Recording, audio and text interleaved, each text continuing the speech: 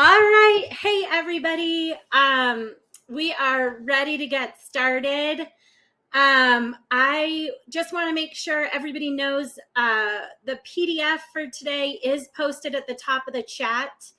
I'm going to do my absolute best to make sure to remember to post that at the bottom for people who kind of watch the recording.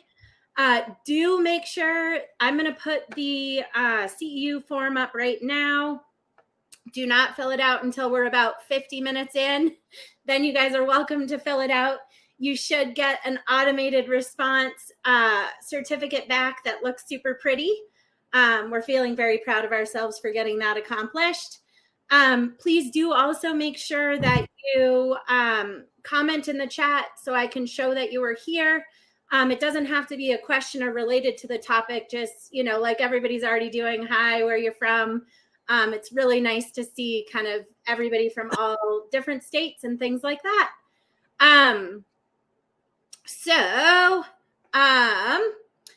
Katy, I think we've got quite a few people today, and I'm guessing we've got some new people.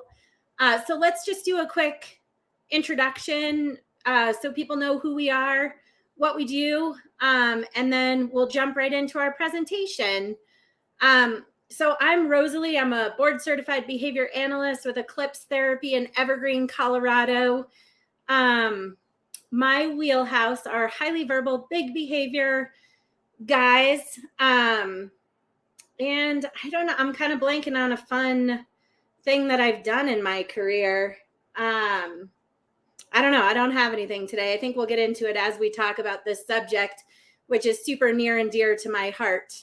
I guess I've been involved in a lot of placement changes for kids, a lot of kids coming out of Children's Hospital Colorado inpatient unit, a lot of kiddos kind of with out-of-district placements, things like that. So go ahead, Katy.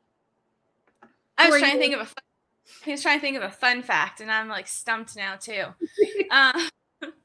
But I'm Katy Thomas. I'm a board certified behavior analyst.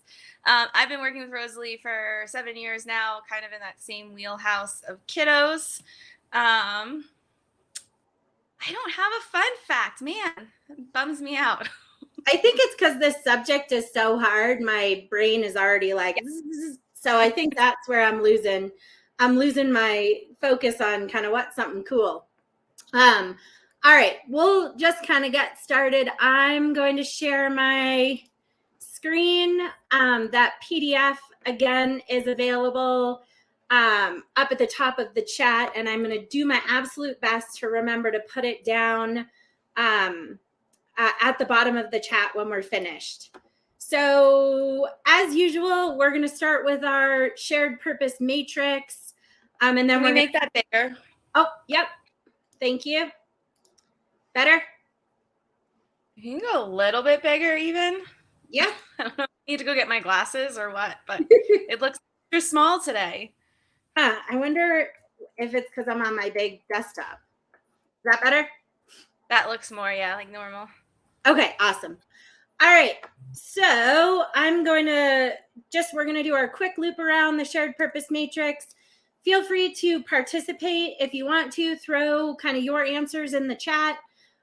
Just a nice way to start our presentation, especially as we jump into this really challenging topic of punishment within the education system, suspension, restraint, seclusion, and its impact on the people we serve, on ourselves as clinicians, on kind of organizations and systems. This is a really challenging topic, so I think it'll be great to kind of start our discussion with the shared purpose matrix to really get ourselves in a good kind of flexible noticing place, because I'm sure there are going to be some things today that I say that may kind of make some of that yucky stuff show up for people, or people may have comments that do the same. So I think starting off in this nice kind of flexible, safe noticing spot will be helpful for all of us. So first question, who or what is important to you in our shared purpose today?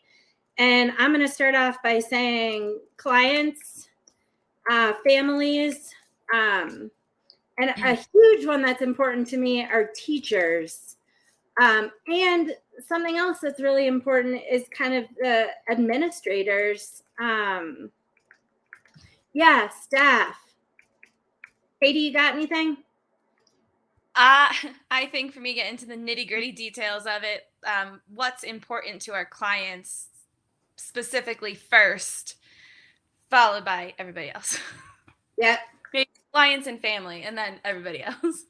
Yeah, being true to our values, what's important to our clients. Yeah, put the clients' things, values first, things, importance first. Yeah. Parents who aren't present to see what's happening. Yeah, so really, transparency. Yep, that's a good one. Self and ethics. Yeah, for sure. I think those are all hugely important facts. And I think, I always, dignity, totally. I always say dissemination. But I think that's a huge piece here is that kind of designation. It doesn't even recognize your misspelling. No, story of my life. I have had that happen to me, and it makes me laugh when I do it to myself too, just so you know. It's being a good example. Equity and education. Yeah. Being a good example. Wow, we've got a great list going of what's important in this topic today. Yeah, I know I'll joke about my spelling all throughout this. So people keep throwing your ideas out there, come up with them throughout the presentation, totally fine. But let's get, just for time, what yucky stuff gets in the way when we're talking about this? We're talking about kind of the systemic, dignity. Dignity is huge. When we talk about this subject, we're thinking about kind of like the systemic rules in education, suspension, restraint, seclusion. For me, I'm going to say the first thing that shows up is anger. I know usually my first thing that shows up is fear. Circle of influence. That's a good one. Yeah, pressure. Pressure's a huge one, right? That's what I was going to say. It's like fear. I'm not moving fast enough to like show this will work. Exhaustion. Oh, yeah. Oh, yeah. There's those racial. Yep. So I do need to warn. Oh, ego shows up. Wow, we got a great list going today. Yeah. Fear of being moved off of the case when all you're doing is advocating. I feel misunderstood all the time. Conflicted. Go ahead, Katie. Someone's threw out limited resources. I was like, that's definitely some stuff that gets in the way for us. Yeah. Yep, for sure. Cognitive dissonance. Yeah, imposter syndrome. Wow, we got a lot today. This is a really big, challenging issue that a lot of us kind of face on a daily basis. I mean, Katie and I were just talking about this. Like, we're facing this today. So what are some of those things? What are behaviors that I'll see or hear you using to get relief from that yucky stuff that shows up? And I think for me, I always say this, but it is a huge one. I overproduce. I'm going to research to the death, and I'm going to find you why you shouldn't be doing this. Like, I need to get relief from this anger. Like, I need this anger to go away. You must understand me. Convincing language. Yeah. Oh, cool. Attending trainings. Yeah. Away moves are not always, those relief moves are not always not helpful. Sometimes they're super helpful. Info dumping. Yep. Venting. Yep. I just did that for sure. Info dumping. Now I'm trying to type too fast. My spelling's getting worse, which is fine. Yep. Doing some talking in groups. Yeah. All the research, Diet Coke. Oh my gosh. Yep. Got it. Rosalie's my therapist. Yeah, right. Yeah, phoning a friend, right? Phone a friend, or text a friend, as many explicit text things as you can when you walk out of an observation that you just can't believe what you are a part of. We've got lots of away moves. Yeah, putting in personal time beyond work. Yep. Oh yeah, those are huge. Yeah, that's a great one. That's huge. All right. So now, if we kind of move over to attending Happy Medium Crowdcast. Yep. I think we're all on that one too. So if I ask the next question, what behaviors will I see or hear you using to move towards what's important to the group? So our whole list down here in the bottom, what am I going to see or hear you doing?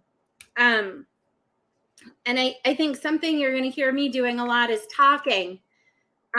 Just languaging. I'm going to talk about this subject, even if I use some words or language today that's offensive or that doesn't feel comfortable or that evokes those kind of yucky things that get in the way. I am going to talk about it. I'm going to talk more about it. To move towards those things that are really important. And yeah, delegation. Where can I find some resources that I don't need to recreate the wheel? How can I ask people for support? I'm going to remain kind, and I'm going to be willing to listen, which can be very challenging when all that yucky stuff is showing up. Anybody else? Yeah, I think going with willing to listen, like asking those supportive questions. So, where are you feeling stuck? What do you think is something that you might be able to try? Yep. Kind of finding that middle ground with everybody. Well, shall we say sharing control too? Yeah. I think that's something you're going to see me doing a lot of, is sharing control. Oh, good one. Thinking first before you speak. Yes, I need some support on that sometimes. Thinking first. All right. Awesome. Feel free to kind of add to this throughout, because I know this is a really difficult, collaboration with specialists. This is a challenging subject. Along with some of the others that we've talked about, like extinction, I hope that, sleeping on it. Nice. Okay. Oh, yep. Oh, good. All right. You guys are nailing it today. Advocating for hours, like advocating for what the kid needs, right? All right. We'll stay here the whole time. I'm sure we could spend a whole hour on this matrix. Which isn't a bad thing. This is a fun one. I like it. I love this. Tracking data. We've got to make data-informed decisions, right? All right. So don't hesitate. Keep your own matrix. Put things on that show up. Do we think as a group we're going to have a chance to notice these things showing up as we walk through this challenging topic? And I know for me, it's for sure yes. Katie, how about you? Yep. Okay. All right. I did throw in some research and resources. Cusp Emergence is an amazing resource for trauma-informed ABA. I feel like a lot of what we're going to be talking about today kind of focuses around trauma-informed care and kind of how maybe kind of some of what we're doing isn't working so well. I love that the chat's on fire. Keep it coming, guys. I also included, Freeman's article on There's No Such Thing as a Bad Boy. And then the one that just came out about trauma-informed applications of applied behavior analysis. It was so fun to read that article and feel really good about where we're at with the happy medium approach within Eclipse. It was just a really nice read, and just I loved that article. Anyway, read it if you haven't read it yet.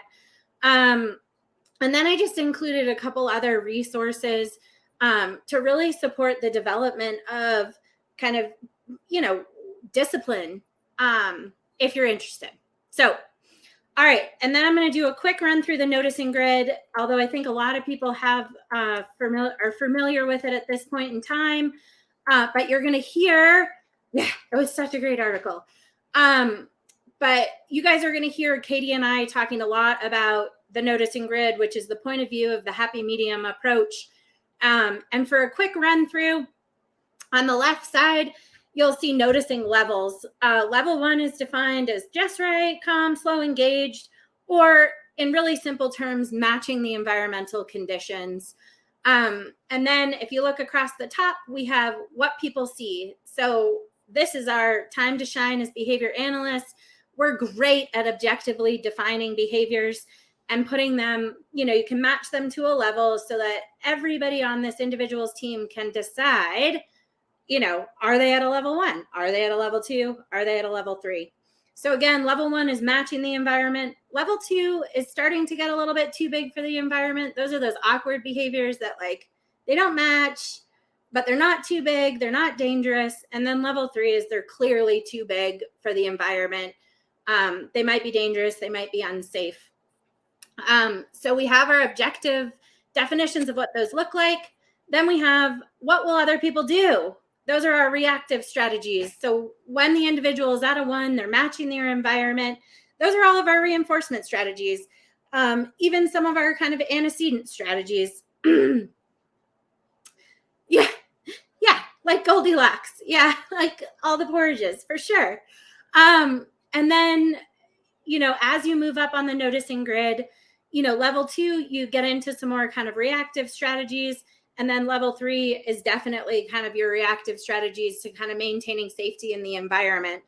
Our next column over is how can I get back to a level 1?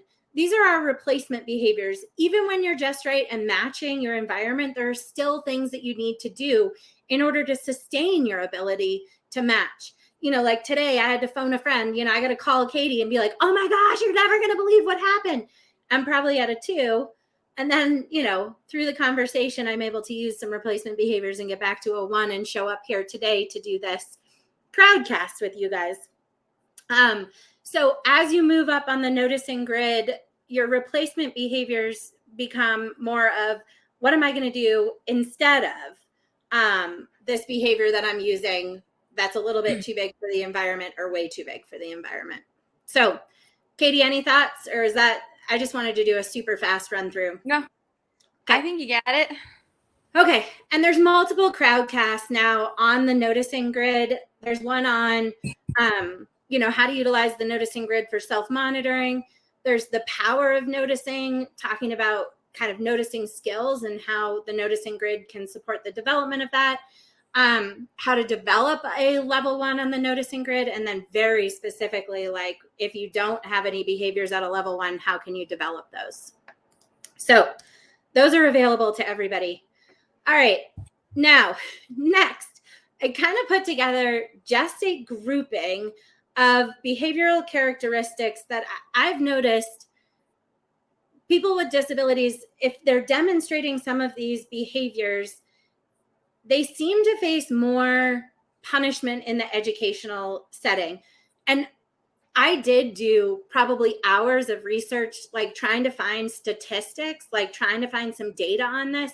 And I couldn't really, or I couldn't find data that I felt was kind of worth sharing or, actually kind of helped in any way, shape, or form. So these are really kind of just my opinions, Katy's opinions of what we're seeing in Colorado currently. So what I'm seeing is kids that are mostly verbal, they have pretty large behaviors that can become unsafe pretty quickly. They use not friendly language or insulting language during episodes of undesirable behavior. So they might call you stupid. They might pull out all the swear words. They're really great at insulting you, oh, you look fat in that outfit, or, whatever it might be. But their language can be very hurtful and make those kind of yucky stuff show up for you. During kind of undesirable episodes, they kind of deflect the blame, like it's all your fault. You did this and now I'm doing this to you. They're inconsistent compliers. And I do want to warn people that I made up some language in this. So if compliers isn't really a word, that's okay. I thought it was kind of fitting for what we're seeing. So, but they're super inconsistent. Like some days they can follow every direction that you give them, and then other days it's like they didn't even like hear the direction, but they're super inconsistent in their response to directions or demands or things like that. They are described often as kind of big behaviors that happen out of the blue. Like I have no idea where that came from. They also have inconsistent engagement. Like oftentimes they're excited to engage with you. Like you've got something highly preferred and they're like ready to roll. And then, the next day, like you bring in the same thing and they really don't care. So that engagement is inconsistent as well. And then they have splinter skills. Like some days they blow you away. Like they write like a, 3-page essay, and the next day you can't even get them to write like a sentence. Like they just show up differently. And sometimes they can do things and other times they can't. They're hyper vigilant about their environment. It may not look like they're hyper vigilant, but they're constantly surveying their environment. Oftentimes they have kind of negative self-statements, particularly after a kind of level 2 or level 3 on the noticing grid. You start to hear a lot more negative self-statements.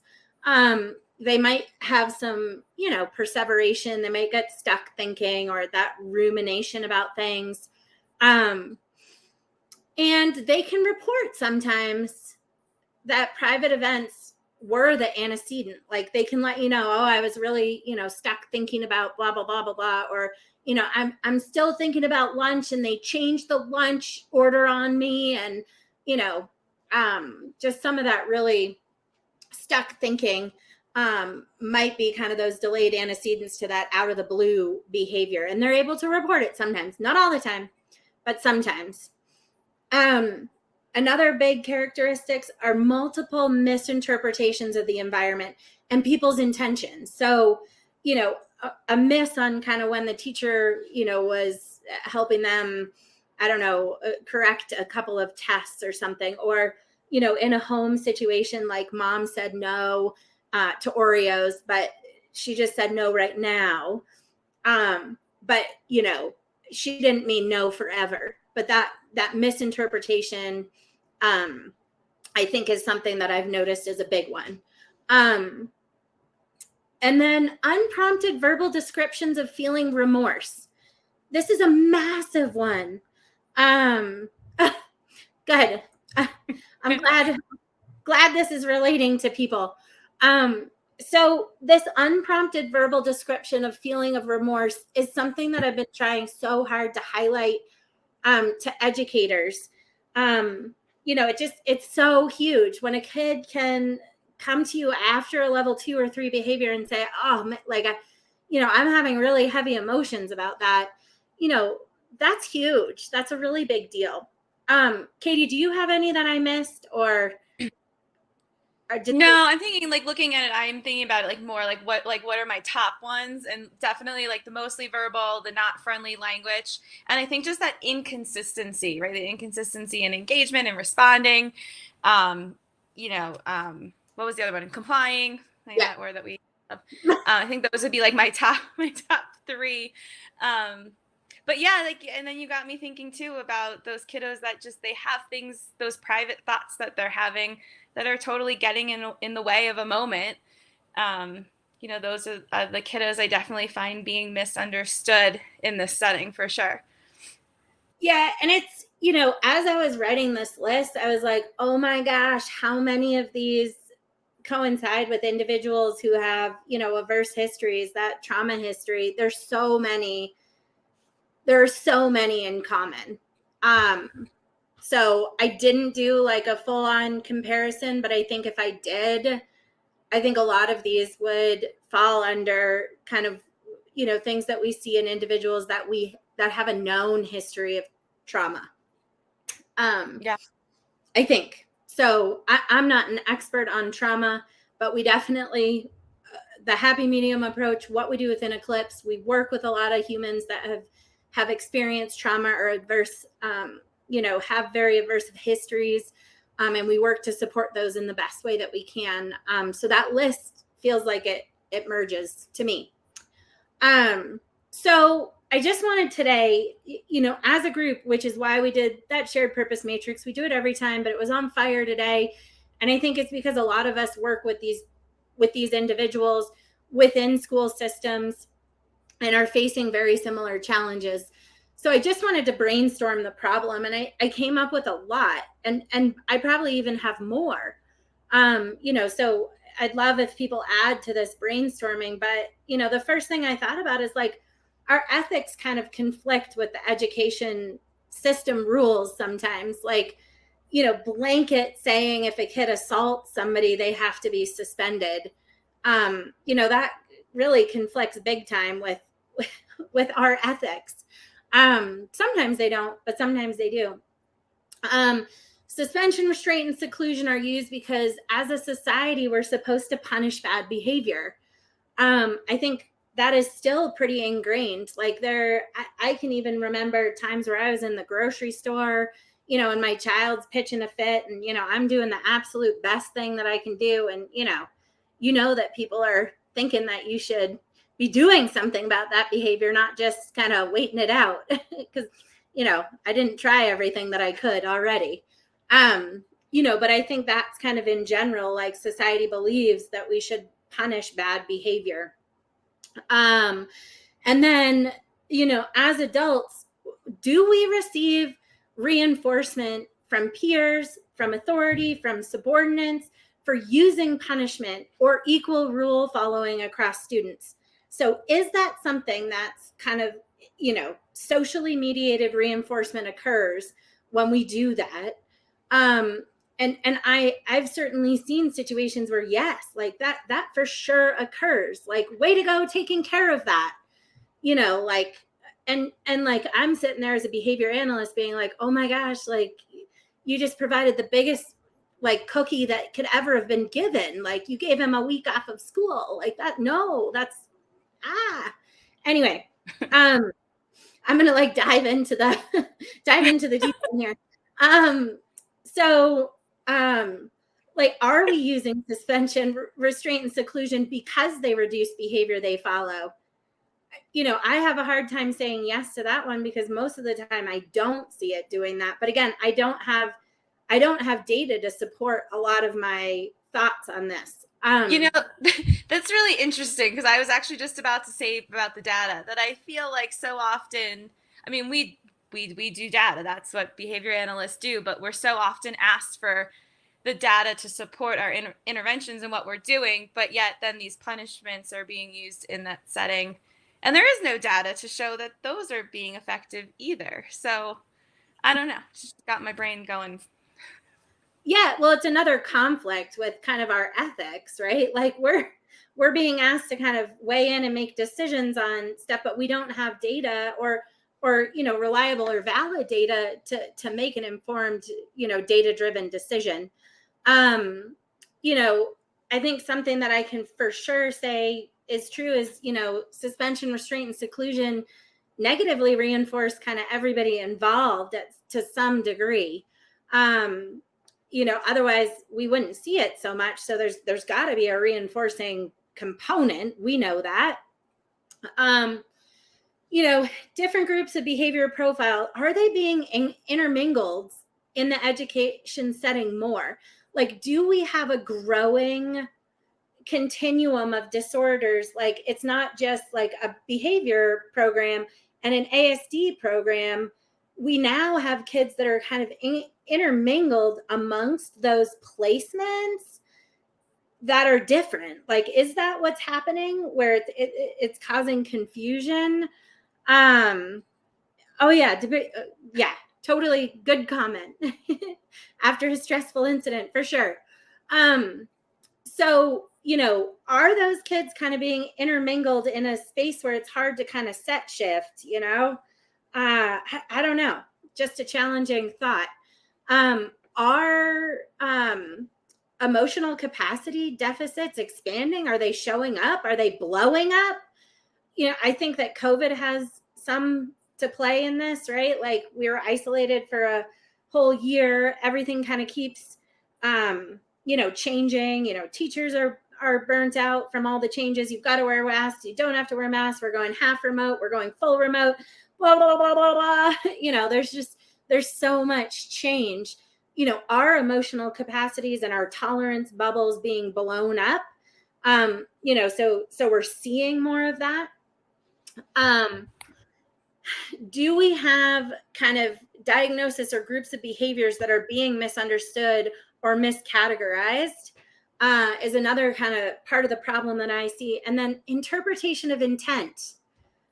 I don't even know where to kind of start with that one. There's totally an uptick in anxiety and tolerance, especially being in groups, right? Oh, if you have a problem with the feed or the video, usually refresh your browser and it usually fixes it. Then kind of, why do some administrators kind of just pliantly follow the rules and others create more equitable systems for individuals with IEPs? And especially active BIPs. We know they've got disabilities. We know they have challenging behaviors. We have a BIP in place for that. But that seems to kind of, take second place to really being pliant with those rules. That's going to get you that social, like, good job taking care of that. What are the administrators' history with behavior? Like, are they in a BD program? Are they in an ASD program? Are they in a GT program? Are they in a school with kind of no challenging behavior? I think that matters. Do they interpret all behavior as kind of polar opposites, like friendly or not friendly, helpful or not? Are there not kind of shades of gray within kind of our interactions with each other? Which I know there are, but like sometimes it feels like that when you're in the school setting talking about that. More wait time for the child. Give kids time. The language used, and I've been paying a lot of attention to this recently, when a diagnostic clinician writes up the report, what kind of language is in there? What kind of language hits those networks that we already have experience with, that we then draw on what we're supposed to do? I think things like ODD or DMDD or conduct disorder, those strike a lot, like fear shows up right away. Like, oh gosh, am I going to get hurt working with this kiddo? Where, man, there's other things that we need to build those networks for them. And then, is just a history of punishment in the education system just so huge that it's part of their foundation? Like it's there. I didn't really know how to say that, but it's like, that's such a, like, I even go back, my dad's a teacher. He's been teaching at the same private school for forever, and they still hand out green slips, so like for detention or whatever. It is an old school New England school, so I'm not surprised about that. But like, is the history so huge, that's just what you do? Katie, any other thoughts, or kind of people in the chat, any other thoughts on kind of brainstorming, like, what is the problem? Like, because we've got to identify the problem in order to kind of move forward. Yeah, Bryant kind of got me thinking about it, because I've been talking a lot this lately, and you kind of touched on it with like emotional capacities. I felt like we've become impatient too. Like, everybody wants a result now. I think because so often with so many things we want, outside of behavior, I can get it now, right? Like, I don't have to wait in line at Starbucks. I can call ahead and just get my coffee now. Like, I feel like that's kind of like in my head, like spreading into so many things. We've just gotten impatient. And I think Brian was said about giving, a kiddo a time to process. Like today, it happened today where I had a kiddo who needed a solid hour and 15 minutes to like regroup. And the whole time it's like, oh, is he avoiding? Is he avoiding? And then we sat through it. we got to the end of it, and it was like, he really just needed that time. And he completely engaged really, really nicely after an hour and 15 minutes. And we were like, back on course, no problem. But it took me like pulling the reins on everybody of like, just wait. He needs it. Yeah. It was hard. Yeah, that time is huge. Everybody needs more or less time, right? Like time it's important, and you're right. We're an on-demand society, so why would kids be any different? Right. Like our kids, I'm sure your kids are like mine, where it's like we watch regular like live TV, and they're like, "What's this?" when a commercial comes on.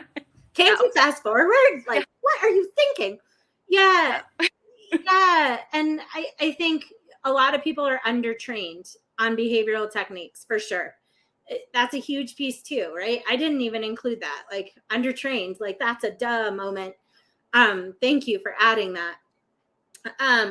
Yeah, that time piece is critical, especially for a lot of these guys who have experienced adverse, life events. They have a trauma background.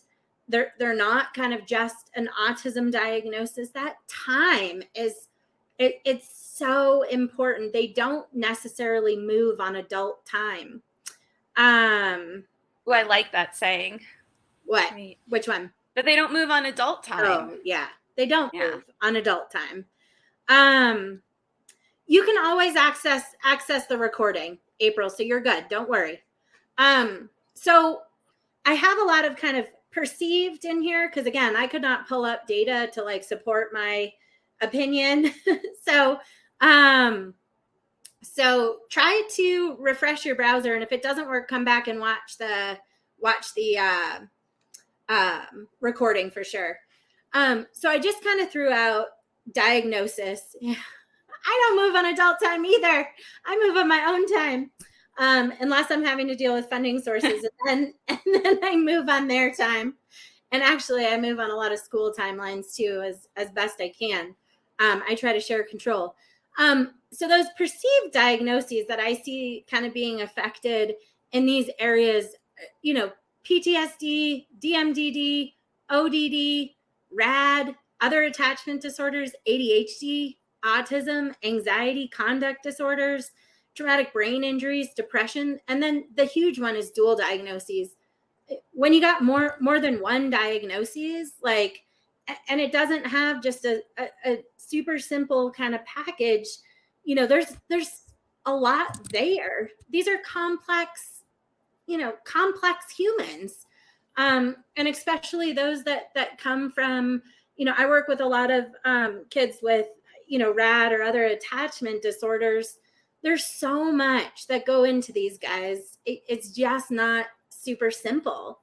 So I think the more complex the diagnosis gets, the more we potentially end up in this situation where behavior is misunderstood, misinterpreted, and then, punishment is utilized because it's just so reinforcing to the people who are using it, whether it's they're getting social reinforcement for, you showed them, like that's gonna make them think twice about doing that again. Whether it's that kind of, camaraderie that occurs in groups of humans, or whatnot. So I'm happy you brought that up. I don't know if I've ever like talked specifically with you about like my history with encountering people's perceptions on a diagnosis. Way back before I was working with you, I was working in a school, and I remember I had some people ask me like, "Oh, that behavior is not something I would have thought is connected with autism. What do you think about that?" Or, this, that, and the other. And I remember always saying to them, like, a diagnosis is a diagnosis and it helps guide me, but I'm really more concerned about the behaviors I'm seeing. Like, where does this individual need support? I don't know about you. I don't feel like I can really accurately decide where someone needs support based off of a diagnosis. I have to see it. And it's going to be different for every kiddo, essentially. Yeah. Oh, I 100% agree with you. And I think it's Dr. Hayes, who one of his more recent books is like Beyond the DSM or whatnot. I haven't read it yet, but I need to. I need to find some time. yeah, I think it's super challenging. Oftentimes we're asked to kind of say, especially by funders, right? Like funders are, you are only treating the deficits of autism. Make sure that that's what you're treating. But it's super challenging because humans are complex. So some things that, are more that individual's ADHD side, those behavioral clusters kind of present within those ASD kind of, core characteristics or whatnot. So I mean, it's challenging. You cannot separate those out, right? I mean, that would be like, saying, all right, like this person's arm has autism and their leg has ADHD. Like, I mean, it would be like that. Like their diagnosis and the clusters of behavior that make up those diagnoses, are who that human is. So, what are the behaviors that we can support within those? It's just. And the other one I really see it with are like my little guys who are transitioning maybe into the school system, where I like to say they're the kids that you typically, like way back, we would see them fall through the cracks because they're just kind of quirky at the moment. And as they get older, social demands of school get harder. You start to see more of it. I find with those little guys, I get it a lot too, where it's like, well, this doesn't look like autism. It's like, right. Well, but what do you see that's not really working so well for our guy that we go with? Like, what does autism really look like? Right. Like, all right, let's walk around and mark everybody who doesn't make good eye contact. They're on the autism spectrum. No, it doesn't work. I've had some kids with autism who are amazing at making eye contact, who are better than me at making eye contact during conversation. I'm like, oh, whoa, I better check in. But it's like plays with friends, right? It's an autism play, right? Exactly. Yeah. So if we I went through, and obviously our ethics code, there's a lot more in our ethics code that apply to this situation. Yeah, we have to rely on those psych evals. Yeah, to even gain access to kind of what is the challenge here? What should we be working on? What should we treat? And relying on our competencies as behavior analysts to observe a behavior, the contingencies in the environment, and put together an effective treatment plan that's gonna support that individual in meeting their goals, and supporting what really works for them in their life. So when I went through, the ethics that I really identified, are the rights and prerogatives of clients. The client has a right to this support, and they need to know about it. They need to know. And then our integrity as behavior analysts, we need to make it known that these punishment policies conflict, right? They conflict with what we know to be helpful, or what we know, about behavior and kind of effect on behavior. Same thing with our kind of treatment intervention effect, efficacy. Like, if we know that a suspension is not going to reduce behavior, because escape is the primary function, and then we're going to go ahead and give that guy a whole week off of school.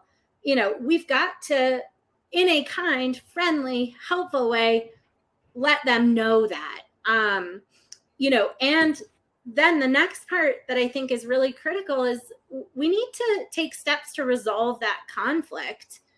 It's a conflict. And we need to kind of take steps, which is what we're going to jump to next.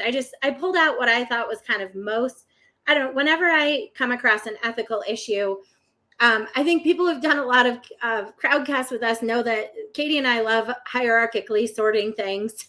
So I pulled out what I thought was kind of my top tier and my second tier. But when you're dealing with ethics, everybody has different history, different interpretation. There are gray zones within our ethics.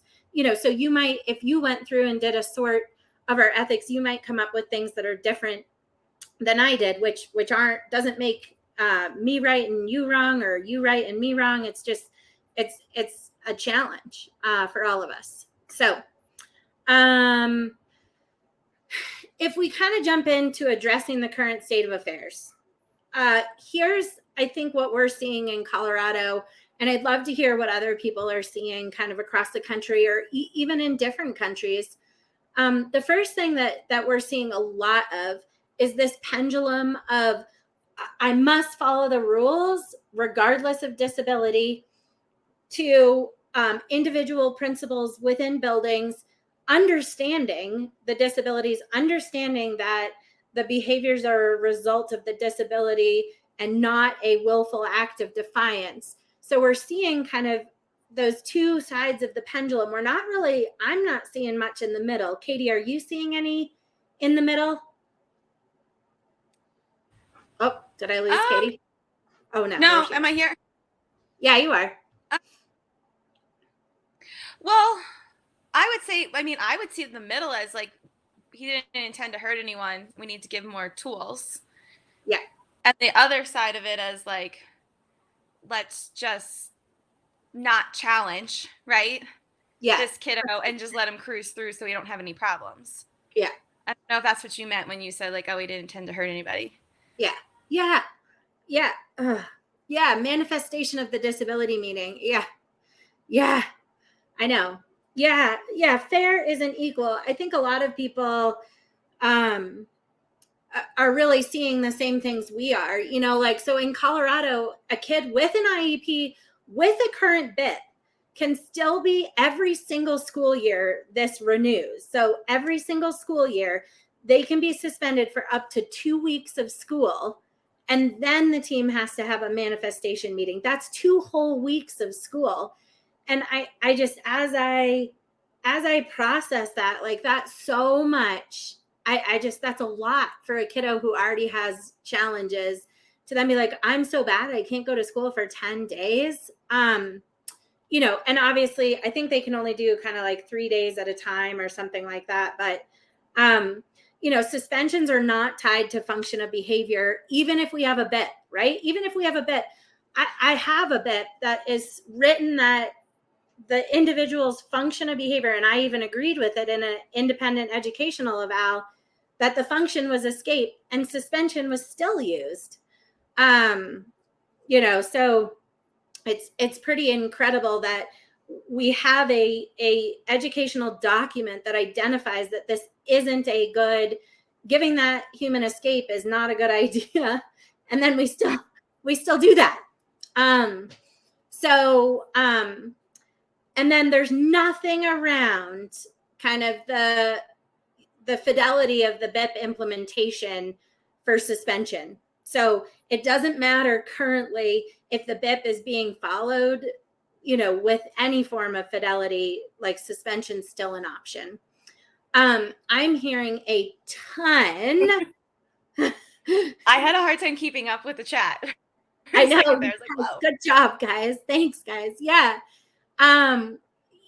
Sometimes admin doesn't understand the child. There's so much, especially with ODD. Yeah, you guys keep throwing stuff out. Someone mentioned like further up about how many misses there are, that our kiddos can function in a gen ed classroom. They don't necessarily have to be like in an ASD or special ed kind of setting. And I think you and I have talked about that a lot recently with this, like, what's like fair versus equitable. We have kiddos who can access the general ed classroom, but they need some accommodations that don't match what we would do for the other kids. But like, to see that as not fair is difficult for us. I know. Yeah. That's a great kind of. So yeah, and a lot of the individuals that Katy and I serve in particular can access general education, and they should. So I think that is kind of a huge piece too. And I think, a lot of people are asking, like, why do we think they resort to suspension so quickly? And I think for me, it really comes down to they don't have enough tools and they don't know what to do and they need a break. That negative reinforcement that you mentioned earlier. Yeah, that negative reinforcement. So it's either that, or it's kind of that, pliance piece of I'm going to get reinforcement. I'm going to get recognized by my superiors for, upholding the rules for everybody. It's kind of one of those, it's one of those pieces. And yeah, understanding functions of behavior and connecting consequences. I was actually reading an article while I was trying to pull together some data for this presentation, just about that fact. I mean, how do we support, because they were even saying, and it wasn't a behavior analytic article I was reading, but it was about how individuals kind of in those elementary grades do not connect the consequence of being, suspended. They don't kind of pull together, this one behavior is what resulted in this. So yeah, keep going in the chat, guys. It's so I guess it's nice to see that other people are having these experiences too, and something you say might really strike a chord with somebody else, to support them in their day, kind of moving through some of this yucky stuff that really shows up, with all of this that we're talking about. I think I've been hearing a lot more about conduct, assault, and accountability language. I am so glad you brought up the group.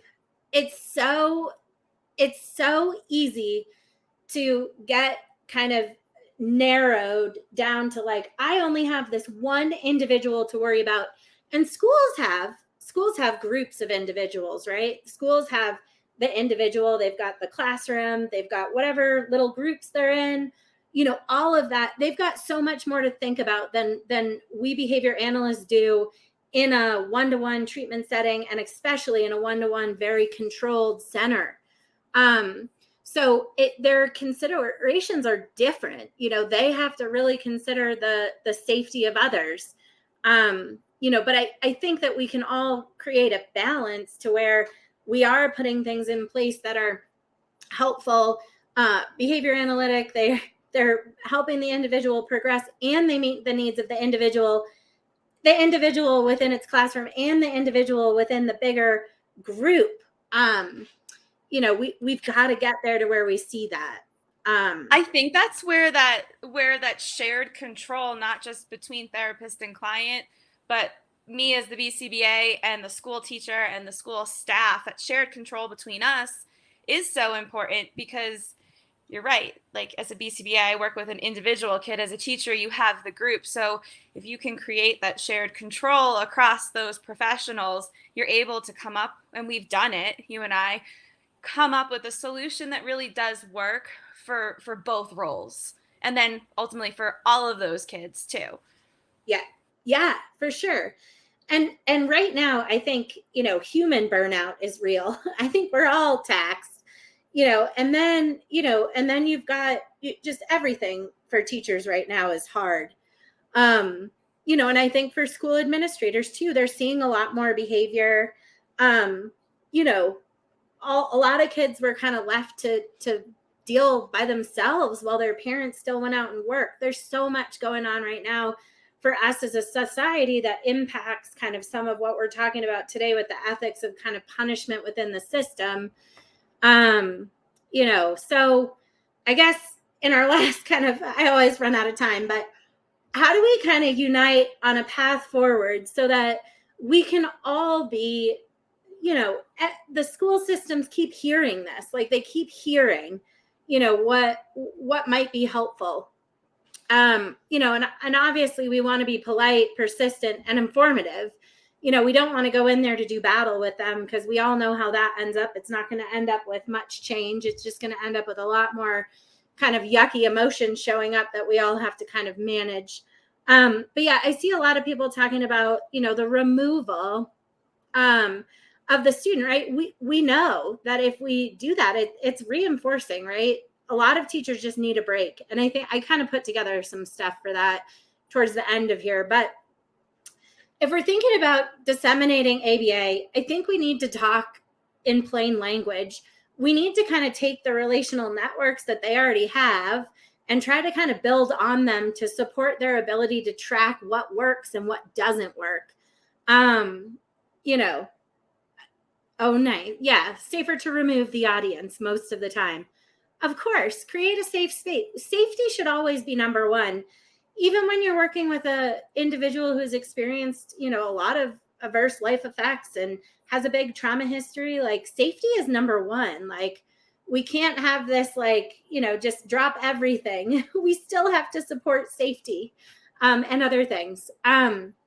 So helping them to develop new relational networks around language that society uses, that we also use as behavior analysts, right? We talk about, reinforcement and punishment. So does like general society. And we're often talking different languages. Like, I might as well be speaking like, Portuguese or something, because they don't have the same definition. So how can we as a field start to support those new networks, teachers getting those networks of understanding that reinforcement and punishment isn't what we as adults decide, but it's the effect on behavior that we're looking for.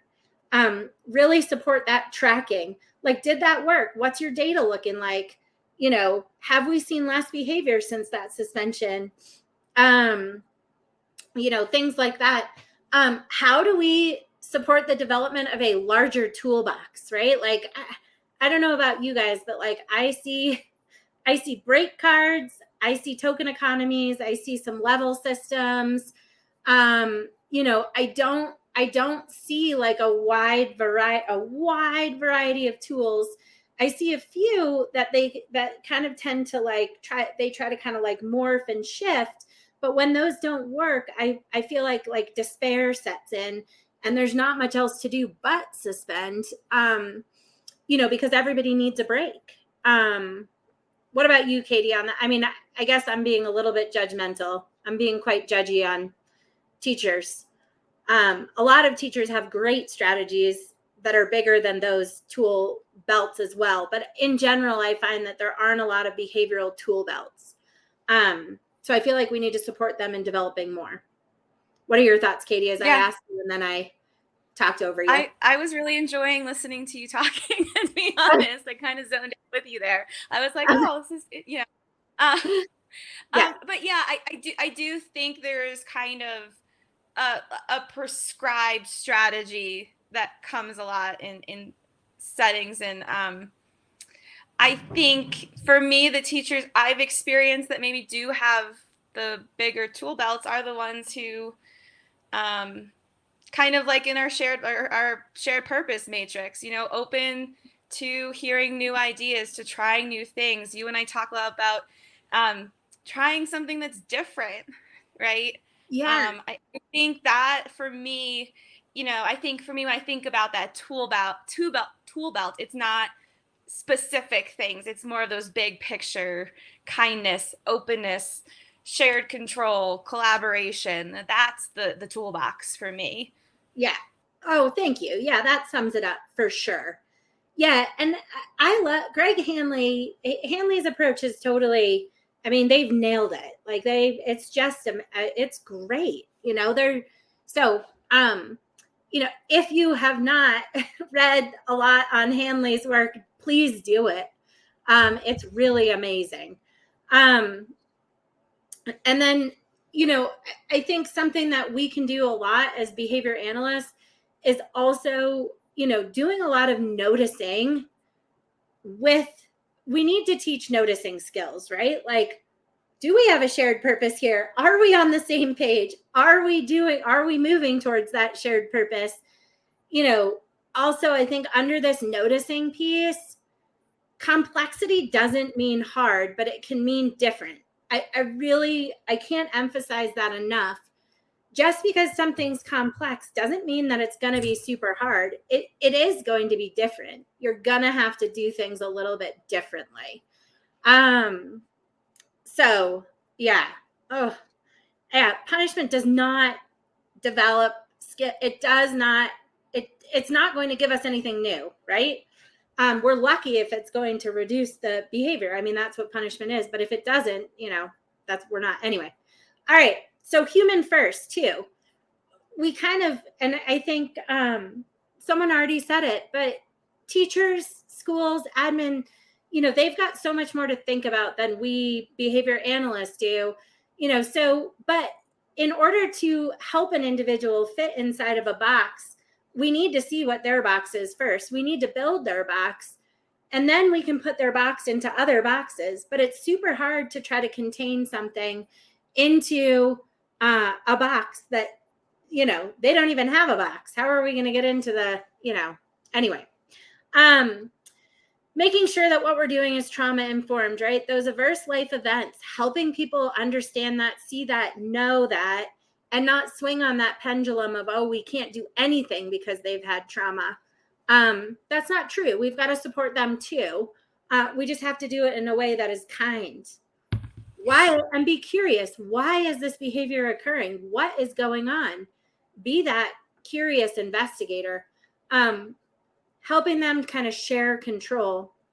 I think in Hanley's new article, they call it shared governance, which is great. That's a lovely way to put it. But understanding that compliance might not be the first goal. Like we really need to think about that. And everybody feel free to fill out your CEU form. I'm always over, which is fine. But and then I did also put in here kind of a big picture reality check. Like, we need to make sure, is this the best placement? Is there another placement? Does this placement have enough tools in their toolbox? If they don't, can we get them? Can we not? Are there adults who see the invisible disability? And I don't know if that's the right way to phrase it, an invisible disability, but I think it's so hard for people with those inconsistent learners, and those inconsistent compliers, where they're like, my gosh, they did this. This must be a willful act of defiance. But it's really their disability showing up, and their skill deficits in those emotional capacities. And then, is this, placement kind of fused with those pliance rules of we have to follow this because, that might not be the best placement for a kiddo if that's kind of the view of the school. In Colorado, a lot of these, I call them kind of hole in the wall guys, because there isn't a great placement for them. They don't fit at an ASD center. They don't fit at a typical kind of trauma setting. They just don't fit. And there isn't a great placement for them. So sometimes you have to just persist in that placement. And then a huge piece is get the teachers a break if they need it. It's not optimal to say, hey, let's not send this kid to school today. But I would much prefer to set up a proactive, hey, if we have, 3 days in a week where we've got a level 3 behavior, maybe we think about taking a day off just to give everybody time to recoup, take a mental health day, get back to where we need to be. I think if that can be done in a proactive way, then that's okay. I think when it shifts over to this kind of punishment, then we've got all of this emotional baggage that kind of shows up. Oh, good. Okay. Thank you. I've been working. I can't decide sometimes what language is the right to fit with certain things, but that invisible disability is, I think, what I've found describes the best what I'm trying to convey is that they look like they're going to be just fine, but then their skill deficits show up and everything goes crazy. And then obviously join with them. We work with kids with behavior. This is hard, but it is doable. We've got to get there. And the best way to do that is by working together. All right, I didn't go over terribly, but Katie, do you have any concluding thoughts?